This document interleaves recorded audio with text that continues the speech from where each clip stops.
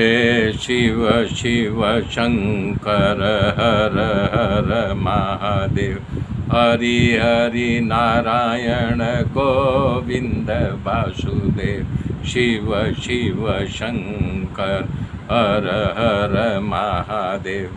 हरि हरि नारायण गोविंद वासुदेव। शिव शिव शंकर हर हर महादेव।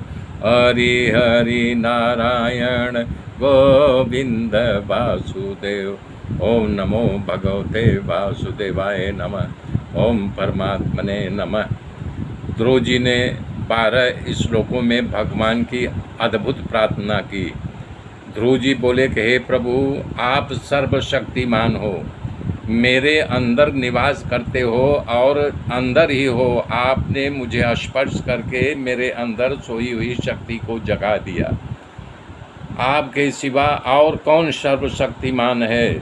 कौन किसी को जागृत कर सकता है? दूसरी इंद्रियां भी, हाथ पैर कान त्वचा आदि ही आप चेतना जागृत करते हैं। जैसे अंतस्थ परमात्मा को प्रणाम करता हूँ, हे अंतर्यामी, आप तो एक ही हो। आपका गुणमयी अनंत शक्ति वाली माया से सृष्टि की रचना करते हो और आप इसी में निवास करते हो। जैसे लकड़ी जिस रूप आकार का होता है उसमें आग लग जाए उसी रूप आकार का दिखाई देता है। हे नाथ, आप सृष्टि के आरंभ काल में ब्रह्मा जी ने आपकी शरणागति को स्वीकार किया, तब आपने उन पर कृपा की। जैसे मानव जागता है उसी तरह ब्रह्मा जी जाग कर के सृष्टि को देखा और शरणागति की महिमा है। इसलिए बड़े बड़े मुक्त पुरुष आपके चरण का आश्रय लेते हैं।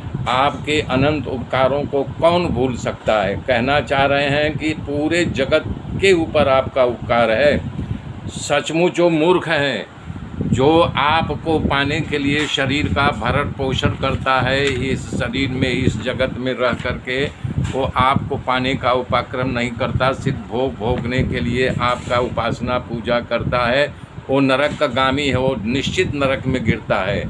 कह रहे हैं आपकी प्राप्ति के लिए की गई उपासना जन्म और मृत्यु के चक्कर से छुड़ा देती है। यहाँ पर ध्रुव जी कहना चाह रहे हैं, ऐसा कौन हमारे जैसा मूर्ख है संसार के लिए विषय पूजा करता है, वो नरक का गामी है, वो निश्चित नरक में गिरता है। कह रहे हैं आपकी प्राप्ति के लिए की गई उपासना जन्म और मृत्यु के चक्कर से छुड़ा देती है।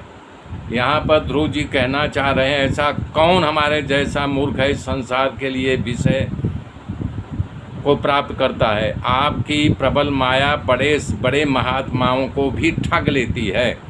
हे नाथ, आपके चरण कमल का ध्यान करने से और आपकी या आपके भक्तों की कथा सुनने में जो आनंद आता है, वो आनंद निजानंद रूप ब्रह्मानंद में भी नहीं मिलता। स्वर्ग में बसे हुए देवता भी, जिसको काल की तलवार का भय सताता रहता है, एक दिन उनको भी स्वर्ग के विमान से गिरना पड़ता है। देवताओं के भी महालाभ वहाँ मिले। स्तुति करते हुए ध्रुव जी भगवान से एक चीज़ की मांगनी कर बैठे। आश्चर्य है, ध्रुव जी भगवान का भजन करने के लिए आए थे, भूल गए। संसार की सगवड़ता, सम्मान, सिंहासन की इच्छा को लेकर आए। ध्रुव जी ने कुछ नहीं माना।